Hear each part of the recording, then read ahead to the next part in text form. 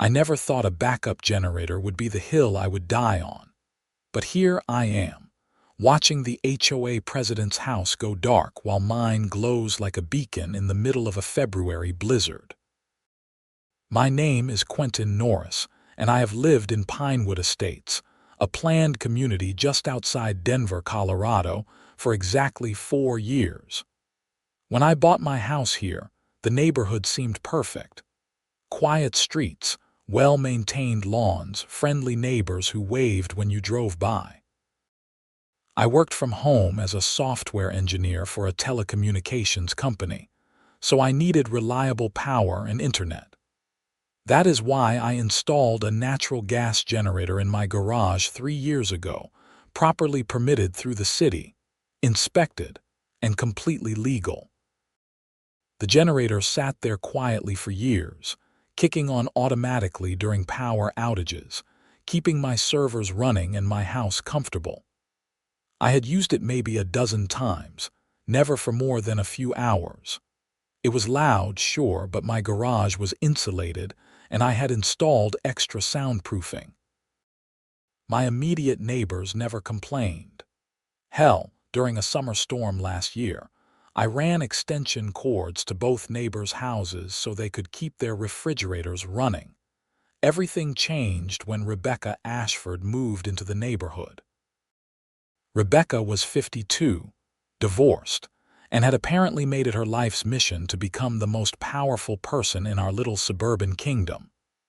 Within 3 months of moving in, she had gotten herself elected as HOA president by promising to restore order and property values. I did not vote for her, but I also did not pay much attention. I figured HOA stuff was mostly about making sure people did not paint their houses purple or leave trash cans out too long. I was wrong. The first letter arrived on a Tuesday in early January. It was printed on official HOA letterhead, which Rebecca had apparently had professionally designed with an embossed seal and everything. "Dear Mr. Norris," it began. "It has come to the attention of the Pinewood Estates Homeowners Association Board that you are storing and operating a gas-powered generator on the premises of 847 Maple Grove Lane. Section 7.3.2 of the revised HOA bylaws, enacted December 15, 2025, prohibits the storage of generators, power equipment, or other industrial machinery in garages or on properties within Pinewood Estates due to noise pollution, safety concerns, and aesthetic considerations. You have 30 days to remove this equipment or face fines of $200 per day until compliance is achieved. Sincerely, Rebecca Ashford, HOA President." I read the letter 3 times, certain I was missing something. I pulled out my copy of the HOA bylaws, the ones I had received when I bought the house. There was no Section 7.3.2. There was barely a Section 7. The original bylaws were maybe 15 pages long and mostly concerned with fence heights and lawn maintenance.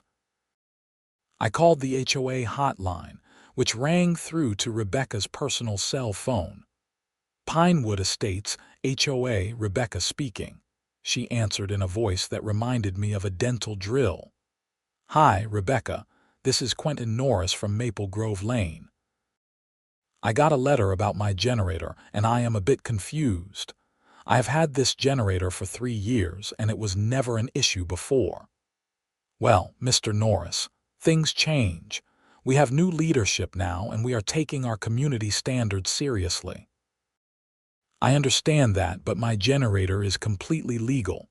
I have city permits, it passed all inspections, and it is essential for my work. I run servers from home, and I cannot afford to lose power."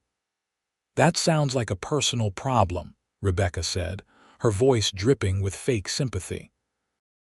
"The HOA has rules, and everyone needs to follow them.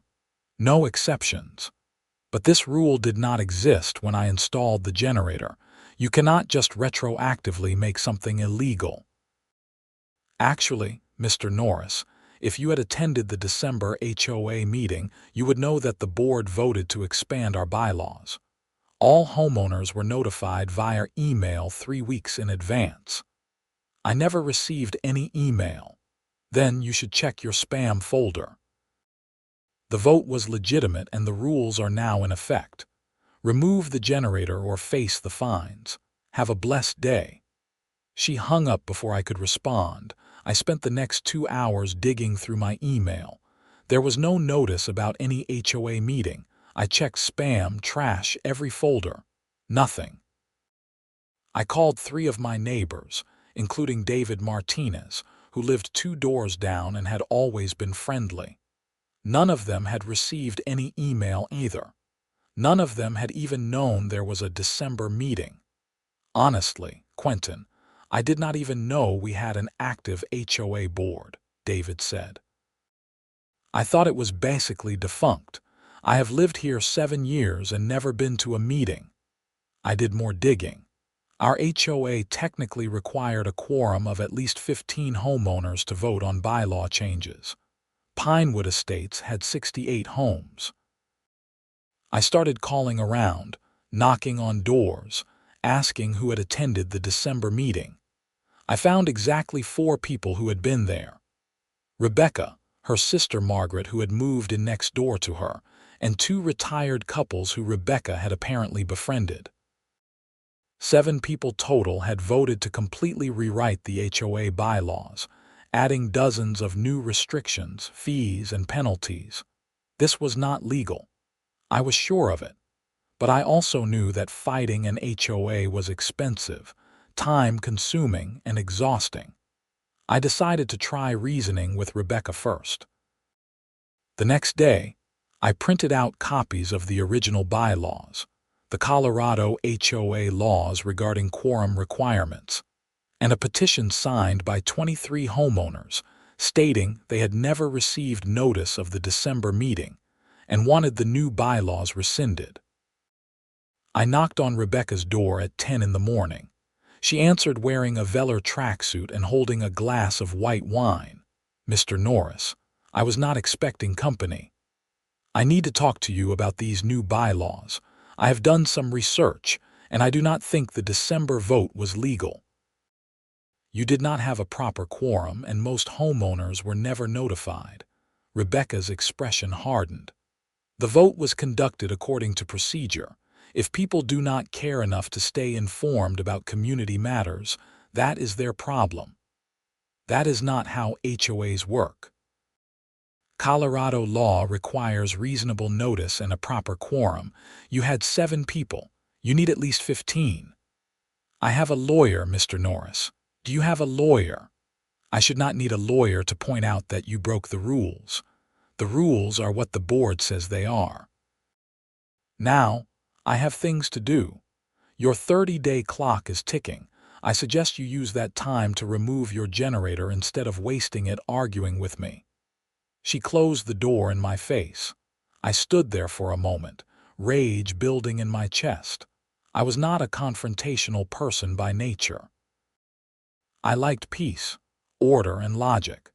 But something about Rebecca's smug certainty made me want to fight. Over the next week, I consulted with 2 lawyers who specialized in HOA disputes. Both told me I had a strong case, but litigation could take months or even years. One quoted me a retainer of $5,000 just to get started. The other suggested I try to force a new vote first, get enough homeowners involved to overthrow Rebecca's changes. I started organizing. I created a Facebook group for Pinewood Estates residents. I printed flyers and put them in mailboxes. I scheduled a community meeting at the local library for January 28th. Rebecca found out, of course. 2 days before my planned meeting, every homeowner in Pinewood Estates received a new letter from the HOA. "Dear residents, it has come to our attention that a disgruntled homeowner is attempting to sow discord and undermine the legitimate authority of your elected HOA board. We want to assure you that all actions taken by this board have been legal and proper. We are working to improve property values and maintain the high standards that make Pinewood Estates a desirable place to live. Please disregard any inflammatory communications from individuals who refuse to follow community rules. Additionally, please be advised that unauthorized use of HOA branding or names for meetings or groups may result in legal action. I could not believe the audacity. I went ahead with the meeting anyway. 37 people showed up. It was the most engagement our HOA had seen in years. People were angry about all sorts of new rules they were only now learning about. The new bylaws banned vegetable gardens, required pre-approval for any exterior paint colors even if you were repainting the exact same color, prohibited parking any vehicle in a driveway overnight including your own cars, and imposed a monthly community enhancement fee of $50 per household. I have a raised bed garden I have been working on for 5 years, said Martha Chen, a retired teacher who lived on Oakwood Drive. Now she is saying I have to dig it all up. I got fined $100 because my son's car was in my driveway overnight, added Tom Brennan. He was visiting from college. I had no idea that was even against the rules. We voted unanimously to petition for a special HOA meeting to revote on the bylaws. Under Colorado law, if 10% of homeowners request a special meeting, the board has to schedule one within 30 days. We had signatures from 40 households, nearly 60%. I submitted the petition to Rebecca personally, with witnesses present. She looked at the stack of papers and laughed. Actually laughed. This is adorable. You really think this is going to work, do not you? It is the law, Rebecca. You have to schedule a meeting. Or what? You will sue me. Go ahead, I have time and money. Do you? She tossed the petition on her hall table and closed the door. But she did have to follow the law even if she did not want to. 2 weeks later, a notice went out announcing a special HOA meeting on February 14th. Valentine's Day. Very on brand for Rebecca. In the meantime, my 30-day deadline had passed. On January 31st, I received a new letter informing me that I was now being fined $200 per day for my generator. I ignored it. I was not paying a dime for an illegitimate rule. Then the weather forecast changed everything.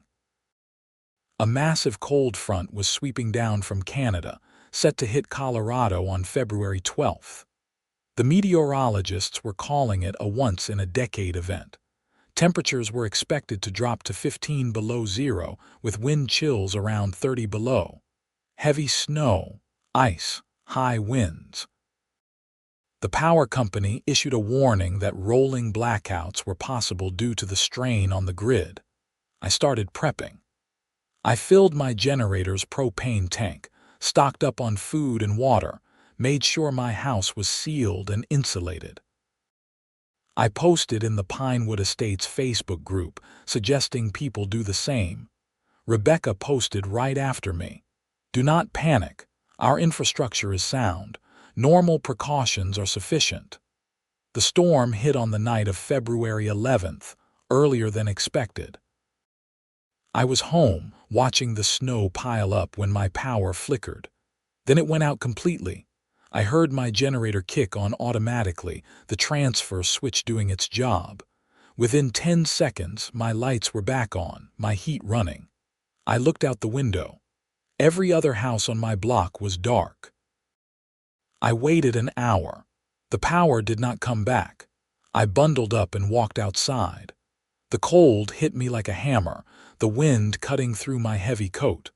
I could barely see 3 feet in front of me through the blowing snow. I checked on David Martinez first. He answered his door shivering, wrapped in blankets. Power is out everywhere, he said. I called the electric company. They said a transformer blew and they cannot get crews out until the storm passes. Could be 2 or 3 days. Come to my house, I said immediately. I have heat and power. Bring your family, seriously. Of course. I have a guest room and a pull-out couch. Grab what you need. David and his wife Maria and their 2 kids came over within 20 minutes. I made hot chocolate for the kids and coffee for the adults. You are a lifesaver, Quentin, Maria said. Literally. It was getting so cold in there. I knocked on a few other doors, offering the same thing. Some people were staying with family or had alternate arrangements, but old Mrs. Patterson from 3 houses down was alone and scared. I brought her over too. My house was getting crowded, but everyone was warm and safe. Rebecca's house was dark, just like everyone else's.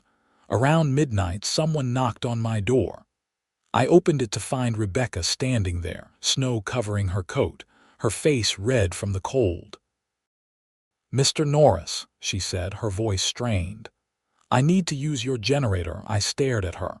"Excuse me, my house is freezing. I need power. I know you have a generator. The generator you tried to force me to get rid of. This is an emergency." It was an emergency when I installed it 3 years ago. I work from home. I need reliable power. That is why I spent $10,000 on this system. I will pay you $200. The irony was not lost on me. That is the daily fine you are charging me. Fine.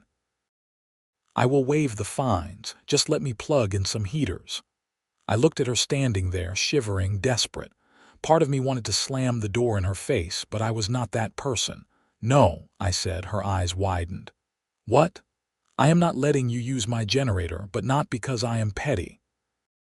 Because it would be illegal." "What are you talking about?" "Your bylaws, Rebecca. Section 7.3.2. Generators are banned in Pinewood Estates due to noise pollution, safety concerns, and aesthetic considerations.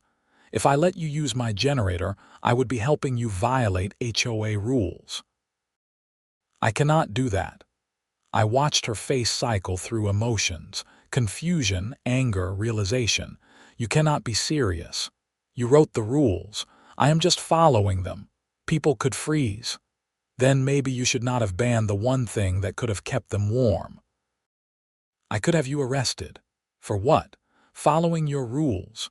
Call the cops if you want, Rebecca. I am sure they would love to hear about how you illegally rewrote HOA bylaws to ban safety equipment right before a massive storm." She stood there shaking, whether from cold or rage I could not tell. "This is not over," she finally said. "The HOA meeting is in 3 days. Assuming we all survive, maybe we can talk about reasonable rules then." She turned and stumbled back into the storm. I closed the door and leaned against it, my heart pounding. David was standing in the hallway. "That was brutal, man," he said. "She would have done worse to me, I know. But still, it is cold out there. Her house is not going to get cold enough to be dangerous in one night. She has blankets, probably a fireplace. She will be uncomfortable, but she will be fine. And maybe she will learn something." But I could not quite shake the guilt. I lay awake that night, listening to the wind howl and the generator hum. Was I really willing to let people suffer just to prove a point? The next morning, I made a decision. I went around the neighborhood with David's help, checking on everyone. Most people had managed to find warmth somehow.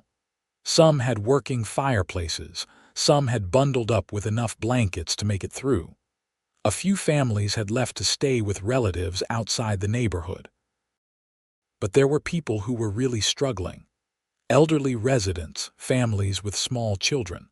I offered them all the same thing. Come to my house, stay warm, ride out the storm. I told them my generator had capacity for one house, mine, and I was sharing it. By the afternoon of February 12th, I had 14 people in my house. It was cramped and chaotic, but everyone was safe. I ran extension cords to a couple of nearby houses for people who could not or would not leave, giving them enough power for space heaters and hot plates. Rebecca's house stayed dark. I saw her sister Margaret come by in the afternoon, and they left together in Margaret's car, which apparently had a remote starter and had been running. The storm raged for 2 full days. The power company kept pushing back their estimates for restoration. The transformer had not just blown, it had been damaged badly enough to need complete replacement, and they could not get equipment in through the snow and ice. On February 14th, Valentine's Day, the day of our scheduled HOA meeting, the storm finally broke. The snow stopped, the wind died down, and the temperature climbed to a balmy 5 degrees above zero. Power was still out across Pinewood Estates and most of the surrounding area. The meeting was supposed to be held at the community clubhouse, but without power, that was not an option. I made an executive decision and posted in the Facebook group that we would meet at my house at 7 p.m. I had power, heat, and coffee. Anyone who wanted to attend was welcome. Rebecca made her own post. The official HOA meeting will be held at the clubhouse as scheduled. Bring flashlights. At 6:30, people started arriving at my house. By 7, I had 42 homeowners packed into my living room, dining room, and kitchen. Someone had brought folding chairs. Someone else had brought cookies. Rebecca never showed up. Should we wait for her? Martha Chen asked. She knew where we were meeting, I said. We gave her notice, and we have way more than a quorum. Let us get started. I was not the official meeting leader, but somehow I ended up at the front of the room holding a copy of the original bylaws. Here is what I propose, I said. We vote to invalidate the December bylaw changes on the grounds that they were passed without proper notice or quorum. Then we vote to reinstate the original bylaws until such time as we can have a proper, community-wide discussion about any changes people actually want. I second that, David said immediately. All in favor? Every hand went up. Opposed? Silence. Motion passes. The December bylaws are invalidated. Does anyone want to discuss any actual changes to the original bylaws? Tom Brennan raised his hand. I think we need term limits for board members and regular elections. This happened because we were not paying attention. We need structure to prevent it from happening again. We spent the next 2 hours hammering out a revised set of bylaws that everyone could live with. It was democratic, it was messy, and it was exhausting. But it felt right. Just as we were wrapping up, the front door burst open. Rebecca stood there, snow-covered, wild-eyed. What the hell do you think you are doing? Holding the HOA meeting, I said calmly. The one you scheduled. You are late, but you are welcome to join us. This is not the clubhouse. The clubhouse has no power. We moved the meeting here. Proper notice was given. You cannot just invalidate board decisions. We just did. 42 homeowners voted. It was unanimous. Rebecca's face was turning purple. I will sue every single one of you. On what grounds? I asked. We followed proper procedure. We had notice, we had quorum, we voted. Everything was legal and documented, unlike your December meeting. You did this because you want to keep your stupid generator. I did this because you abused your authority. The generator was just where you overstepped so badly that people finally paid attention. Martha Chen stood up. Rebecca, you had a chance to be a good leader. You could have worked with the community, listened to concerns, made reasonable rules. Instead, you treated us like subjects. That is not how this works. We also voted you out as president, Tom added. Martha is the new president. We will have proper elections in 90 days. Rebecca looked around the room, seeing nothing but united opposition. Her shoulders sagged. You people deserve to freeze, she said quietly. Then she turned and left. The power came back on the next morning, February 15th. Crews had worked through the night to replace the transformer. Life slowly returned to normal, but Rebecca was not done. On February 18th, I received a summons. Rebecca was suing me personally for emotional distress, negligence, and willful endangerment for refusing to help her during the storm. She was seeking $50,000 in damages. I called a lawyer, the same one I had consulted about the HOA dispute. His name was Paul Hendricks, and he specialized in property law and HOA cases. "This is ridiculous," Paul said after reading the complaint. "She has no case. You had no legal duty to provide her with power. And she is the one who tried to ban your generator in the first place. So, what do? We file a motion to dismiss, and we countersue. She defamed you in community communications. She violated Colorado HOA statutes, and she caused you measurable harm through illegal fines. This is going to be expensive for her." The legal process ground forward. Rebecca's lawyer was some guy she had found who specialized in personal injury cases and apparently did not know much about HOA law. Our motion to dismiss was granted within a month. Her case was thrown out with prejudice, meaning she could not refile. Then our countersuit kicked in. We sued Rebecca personally and the HOA board for violations of Colorado's Common Interest Ownership Act, which governs HOAs. We documented the illegal December meeting, the lack of proper notice, the insufficient quorum, the retaliatory fines against me, and the defamatory communications she had sent to all homeowners. The discovery phase was glorious. Rebecca had kept meticulous records of everything, apparently thinking it made her look organized and professional. Instead, it provided clear evidence of every violation. Emails to her sister and her two friends explicitly planning to take control of the HOA and enforce real standards. Text messages laughing about fining people for stupid violations. A spreadsheet tracking the fines she had issued, with me at the top owing $16,000 for 80 days of generator violations. In June, we reached a settlement. Rebecca agreed to pay me $12,000 in damages, cover my legal fees, formally apologize to the community, and resign from any HOA positions. She also had to confirm in writing that all fines issued under the December bylaws were void. But the real consequences came from somewhere I had not expected. In August, I got a call from an investigator with the Colorado Attorney General's office. Apparently, our lawsuit had triggered a wider investigation.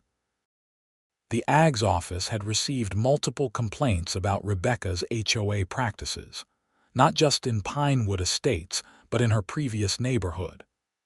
Before moving here, Rebecca had been HOA president at another community in Aurora, where she had pulled similar stunts.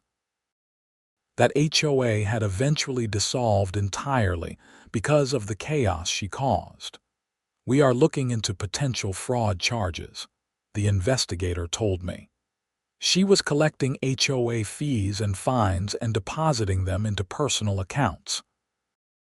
We have also found evidence that she was taking kickbacks from contractors she hired for community improvements that never happened. I gave them everything I had, all the documents, all the communications, everything from our lawsuit. In October, Rebecca Ashford was arrested and charged with theft, fraud, and embezzlement. The investigation revealed she had stolen over $80,000 from 2 different HOAs over 4 years. She had used the money for personal expenses, vacations, shopping, her wine collection. The trial happened in March of the following year. I was called as a witness. I testified about the illegal bylaw changes, the fines, the retaliation. Other homeowners testified too, from both Pinewood Estates and her previous neighborhood. Rebecca was found guilty on multiple counts. She was sentenced to 3 years in prison and ordered to pay full restitution to all affected homeowners. Her lawyer tried to argue for probation, but the judge was unimpressed. "You were given a position of trust within your community," the judge said during sentencing. You exploited that trust for personal gain. You created rules not to improve your neighborhood, but to generate income for yourself through fines and kickbacks. You targeted vulnerable people and abused your authority. This court takes such violations very seriously. I sat in the courtroom gallery and watched her being led away. I did not feel triumphant. Mostly, I just felt tired. Life in Pinewood Estates got better after that. Martha Chen turned out to be an excellent HOA president. She was organized but reasonable, focused on actual community improvement rather than petty enforcement. We had regular meetings with real notice and real participation. We voted on things together. We fixed up the clubhouse, organized neighborhood events, and generally functioned like a normal, healthy community. My generator sat quietly in my garage, properly permitted and now explicitly allowed under our updated bylaws. I used it maybe twice a year during outages. Each time I ran extension cords to any neighbors who needed help. David Martinez became one of my best friends. We went hiking together, had barbecues, complained about work over beer. His kids grew up calling me Uncle Quentin. The whole experience taught me something important about power and community. Rules exist to serve people, not the other way around. When someone tries to use rules as weapons, to control and profit rather than to help and protect, the community has to push back. It is not easy, it is not fun, and it costs time and money and energy. But it is necessary. I still work from home, still run my servers, still need reliable power. But now when the power goes out and my generator kicks on, I do not worry about fines or angry letters or petty tyrants. I just make sure my neighbors are okay and offer help where I can.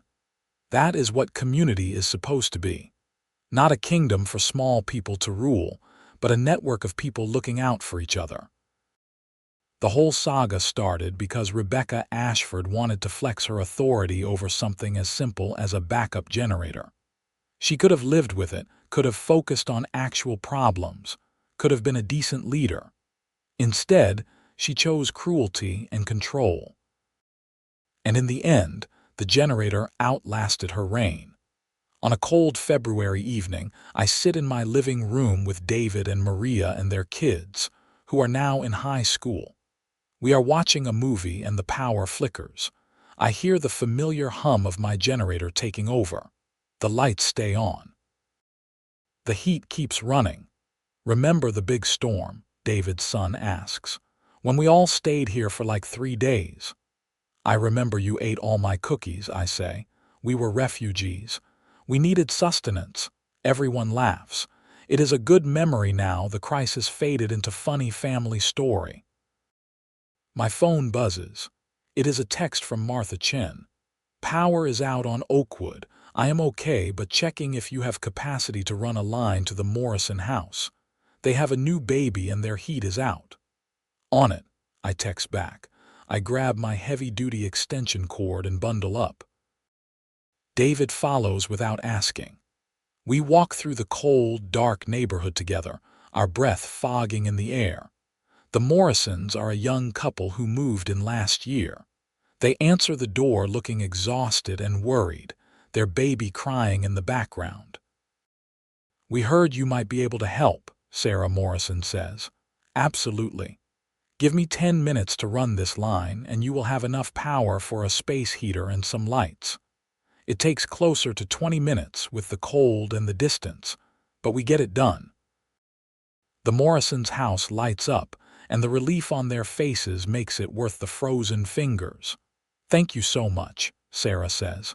We did not know what we were going to do.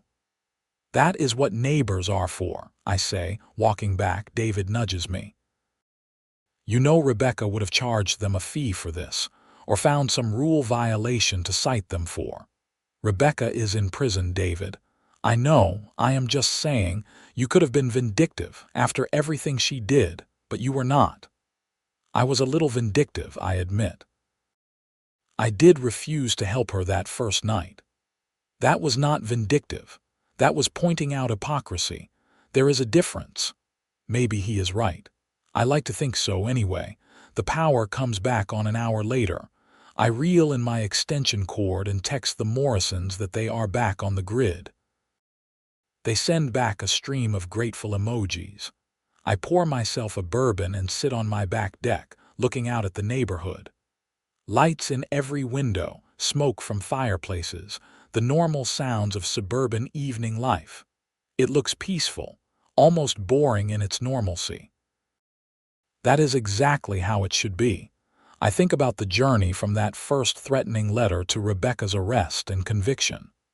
It had taken over a year of stress, meetings, legal fees, and constant battle. There were nights I regretted ever fighting back, nights I thought about just removing the generator and letting her win. It would have been easier, but easier is not always right. Sometimes you have to stand up to bullies, even when they hide behind bylaws and official letterhead. Sometimes you have to organize, fight, document, and push back. Sometimes you have to let someone face the natural consequences of their own terrible rules. And sometimes, in the middle of a blizzard, you have to let someone's house go dark while yours stays lit, just to make the point that their authority is not absolute. I do not regret any of it. My phone rings. It is Paul Hendricks, my lawyer. We have stayed in touch, become friendly over the course of everything. Hey Paul, what is up? Just wanted to give you a heads up. Rebecca filed an appeal on her conviction. Her new lawyer is arguing the sentence was too harsh. I sigh. Of course she did. It is not going anywhere. The evidence was overwhelming and the judge's sentence was well within guidelines, but it might take a few more months to fully resolve. Will I need to testify again? Probably not. Just wanted you to know. How is everything else? Good, quiet. The HOA is running smoothly, no drama. That is what you want. Boring HOA is best HOA. After we hang up, I sit with the news for a while. Rebecca still fighting, still refusing to accept responsibility. Some people never learn, but she is not my problem anymore. She is in a cell, and I am in my house with my generator and my friends and my peaceful neighborhood. That is victory enough. The seasons change. Spring comes to Colorado, then summer with its afternoon thunderstorms. My generator kicks on during a bad storm in July, and I do the usual routine. Check on neighbors, offer help, run extension cords where needed. It is automatic now, a reflex. In September, Martha announces she will not run for re-election as HOA president. She has served her term and wants to step back. We have an actual election with 3 candidates, all reasonable people with sensible platforms. A retired accountant named Gregory Stone wins. He immediately forms committees for different aspects of neighborhood management, landscape, events, finance, communications. Everyone gets involved. It is what healthy community governance looks like. I volunteer for the Emergency Preparedness Committee. We create a neighborhood plan for power outages, storms, and other crises. We identify vulnerable residents who might need extra help. We coordinate resources. My generator is officially listed as a community backup resource, and I am fine with that. Rebecca's appeal is denied in November. Her conviction and sentence stand. She will serve her full 3 years, minus time for good behavior. The restitution payments start arriving in my account, small monthly amounts that will eventually add up to the $12,000 she owes me. I do not need the money, but I do not refuse it either. She earned this debt. I run into Margaret, Rebecca's sister, at the grocery store in December. She looks embarrassed when she sees me. "Quentin," she says quietly, "Margaret, I want to apologize for everything. I went along with Rebecca because she is family, but I knew what she was doing was wrong. I should have said something." You could have, I agree. She is my sister.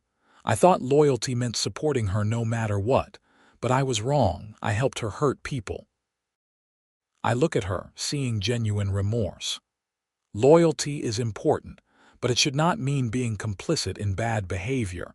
You can love someone and still hold them accountable. I know that now. I visit her sometimes in prison. She is still angry, still thinks everyone else is the problem. I do not know if she will ever change. That is on her, not you. I am moving, Margaret says, out of the neighborhood. Too many bad memories.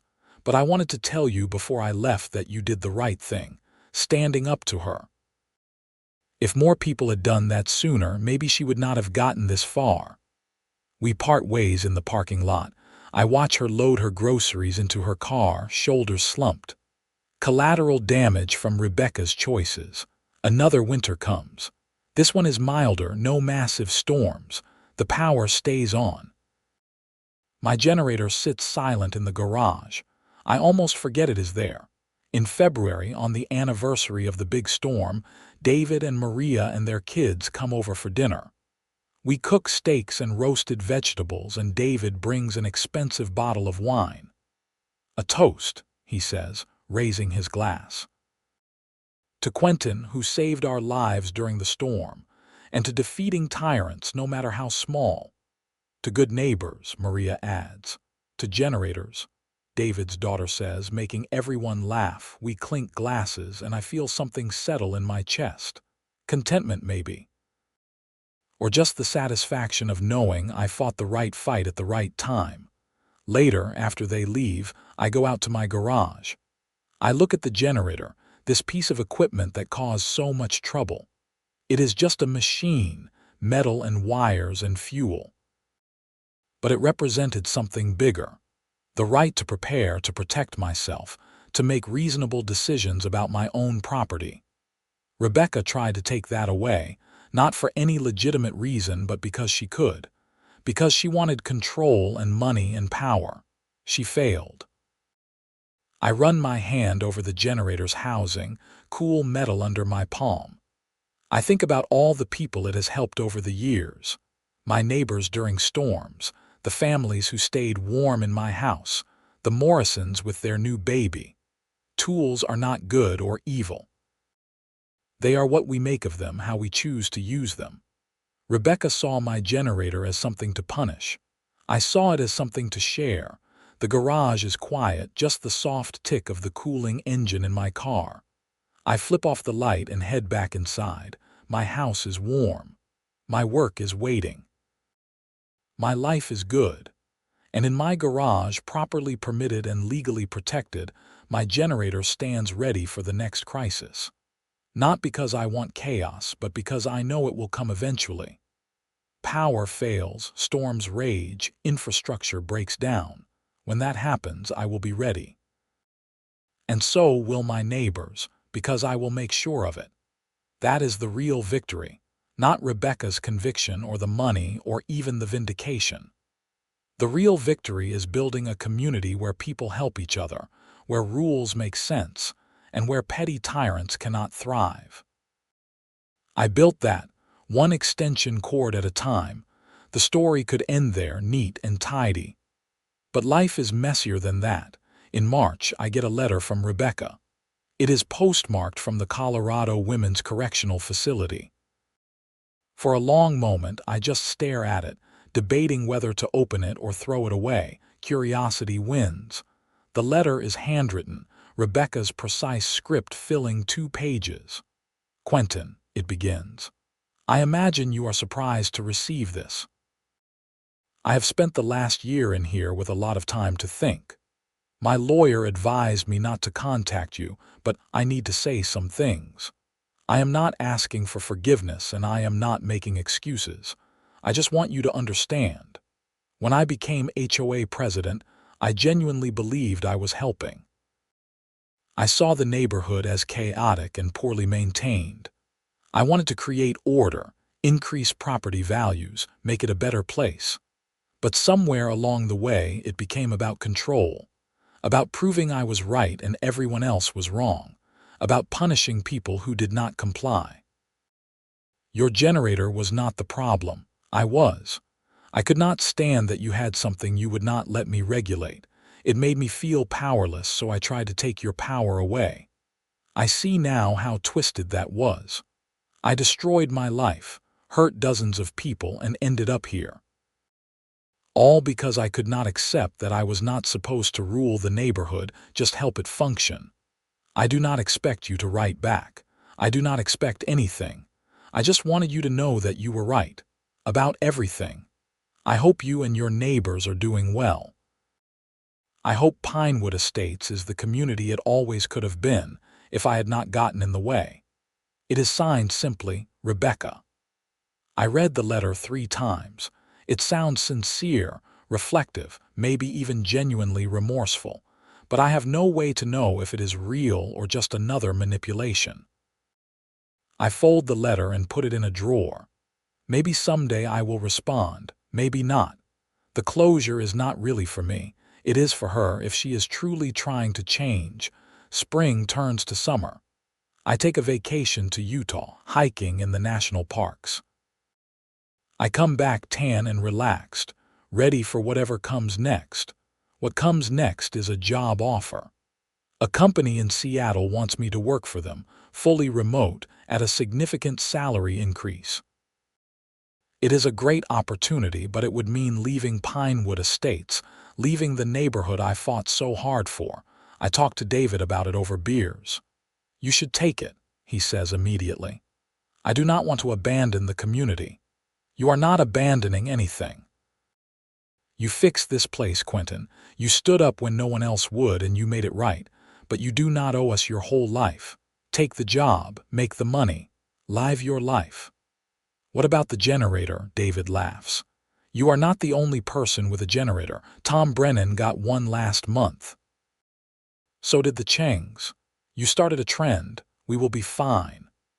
He is right, of course. I am not essential. I am just one neighbor among many. The community will continue with or without me, but I am not ready to leave yet.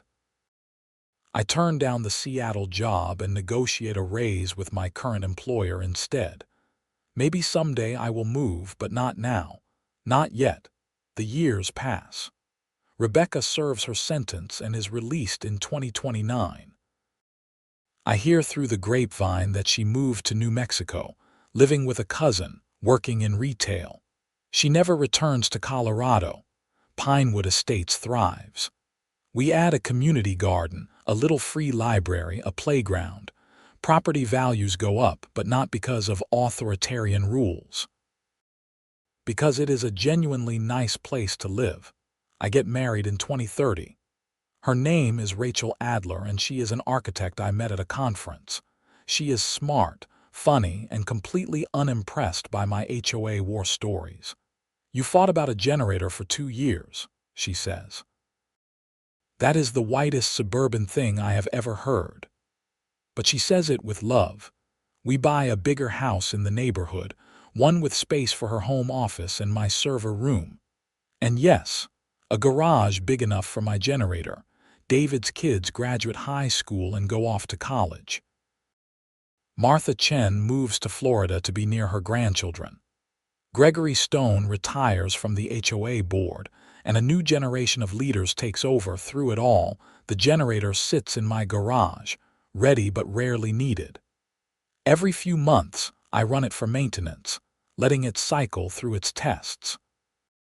It is a constant, a reminder of where I have been and what I fought for. One day, my son asks me about it. He is 4 years old, curious about everything. What is that, Daddy? That is a generator. It makes power when the regular power goes out. Why do we need it? Because sometimes things break, and we need to be prepared.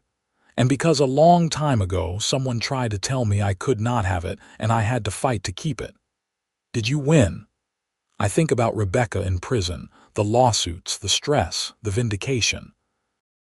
I think about the community we built afterward, the friends I made, the life I created. Yeah, buddy, I won. He nods, satisfied, and runs off to play.